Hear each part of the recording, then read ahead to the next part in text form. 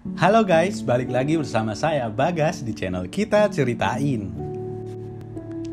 Kali ini kita bakal bahas alur film 2037 yang viral karena kisahnya cukup menyesakan. Daripada penasaran, langsung aja kita ke alur ceritanya.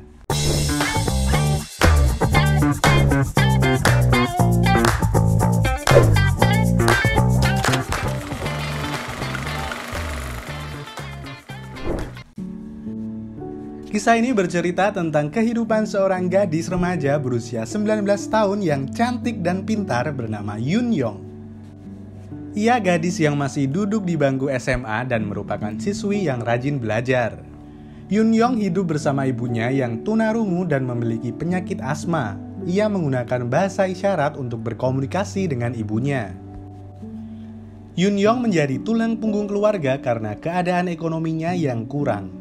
Ia bekerja paruh waktu untuk membayar tagihan rumah sakit ayahnya dan membiayai pengobatan ibunya yang mengidap penyakit asma. Di sisi lain, ibu Yoon Young juga bekerja untuk keluarganya. Ibu Yoon Young bekerja menjadi seorang penjahit di sebuah konveksi yang dikelola oleh seorang pria. Pria itu sempat mengatakan pada ibu Yoon Young untuk menikahkan putrinya dengan dirinya. Namun ibu Yoon Young menolak dan bahkan marah dengan candaan dari pria tersebut. Di suatu malam ketika berjalan pulang usai bekerja, Yoon Young merasa ada yang mengikutinya dari belakang.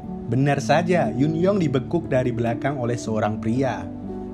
Pria tersebut ternyata adalah pria yang mengelola tempat kerja ibu Yoon Young, yang dimana Yoon Young mengenal baik pria tersebut. Pria itu pun beranjak pergi.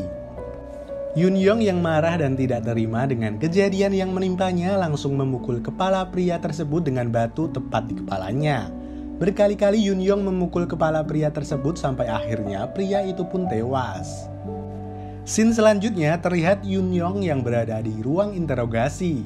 Yoon Young tidak dapat membela diri karena tindakan balas dendam tidak dapat dilakukan, walaupun Yoon Young tidak sengaja membunuh karena kejadian yang menimpanya. Hal ini karena Yoon Young dan pria tersebut saling mengenal dan bisa dianggap hal ini suka sama suka. Yoon Young menjalani persidangan yang memutuskan ia dijatuhi hukuman selama 5 tahun.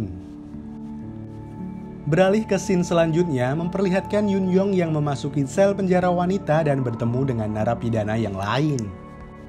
Yoon Young disuruh untuk meletakkan barang-barang dan beristirahat, lalu tanpa diduga Yoon Young mendapat perlakuan yang tidak baik dari salah satu narapidana dan menginjak-injak Yoon Young namun berhasil dilerai oleh narapidana yang lain.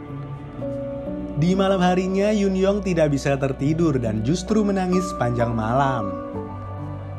Di pagi harinya, diperlihatkan kehidupan Yoon Young di sel yang mulai akrab dengan narapidana lain. Mereka semua baik terhadap Yoon Young. Yoon Young mendapat nomor 2037 yang menjadi nama panggilannya dan nomor sosialnya, yang juga merupakan judul film ini. Ia mulai bekerja di dalam penjara sebagai pembengkel. Di sel pun Yoon Young membuat surat untuk ibunya agar tidak mengkhawatirkannya. Dan di hari berikutnya ibunya mengunjungi Yoon Young untuk melihat keadaan putrinya. Yoon Young mengatakan pada ibunya bahwa dirinya baik-baik saja. Setelah ibunya pulang, keadaan Yoon Young ternyata sebaliknya. Ia mengalami demam dan harus dilarikan ke ruang perawat. Dan ternyata hasil pemeriksaan menyatakan Yoon Young hamil. Mengetahui hasil pemeriksaannya, ia sangat terpukul dan berusaha kabur dengan lari menuju gerbang utama.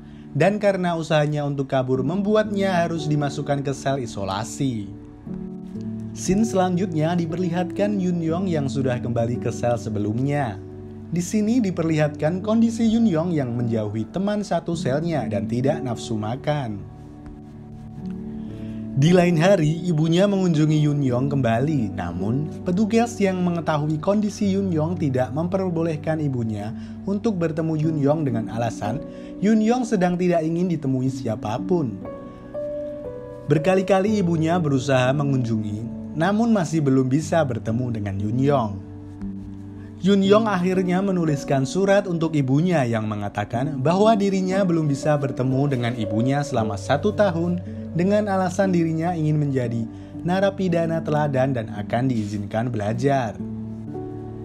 Satu waktu Yun Yong mengalami kram perut dan dilarikan ke rumah sakit. Hasilnya menyatakan usia kehamilan Yun Yong yang sudah 6 bulan namun bayinya sangat kecil. Hal ini karena kehamilan yang tidak diinginkan oleh ibu dari bayi tersebut sehingga membuat bayi itu bersembunyi. Namun dengan keadaan tersebut ternyata keadaan bayi sehat. Tiba hari di mana persidangan ulang dimulai. Yun Yong mengatakan berapapun hukuman yang ia terima akan ia jalani, namun yang ia minta suatu saat nanti, ia dapat pulang dan bersama ibunya kembali.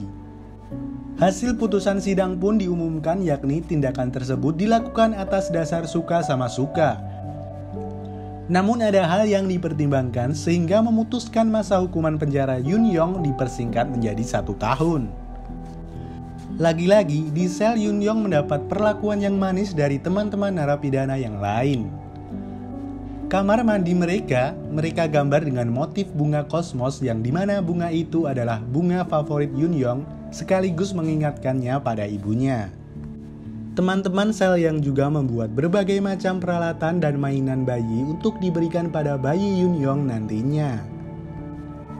Saat mereka semua sedang bekerja, tiba-tiba Yun Yong sakit perut dan meminum obat dari perawat dalam jumlah yang banyak. Ketika ditemukan, ternyata Yun Yong dalam keadaan pingsan dan air ketubannya pecah. Ini adalah hari di mana Yun Yong melahirkan. Karena tubuhnya yang lemas, Yun Yong tidak berdaya untuk memberikan dorongan untuk mengeluarkan sang bayi. Tenaga medis pun kesusahan untuk mengeluarkan bayi tersebut. Di scene lain diperlihatkan bahwa ternyata Yun Yong menulis untuk semua teman di selnya. Hal itu ia tuliskan atas dasar apabila ia tidak kembali.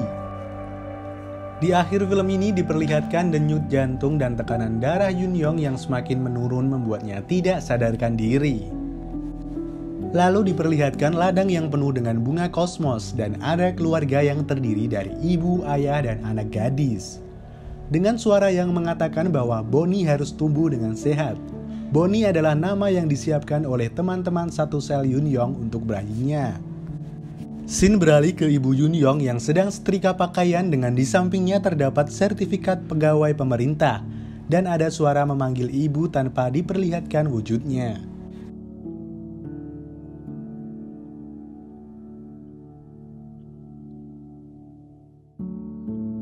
Ya, itulah tadi akhir dari film 2037 yang dirilis di tahun 2022.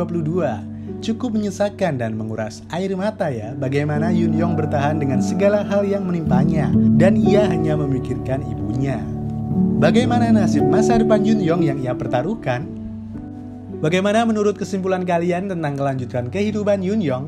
Dan apa pendapat kalian tentang film yang satu ini? Coba komen di bawah dan jangan lupa untuk like, share, and subscribe di channel ini agar kamu gak ketinggalan dengan film seru lainnya.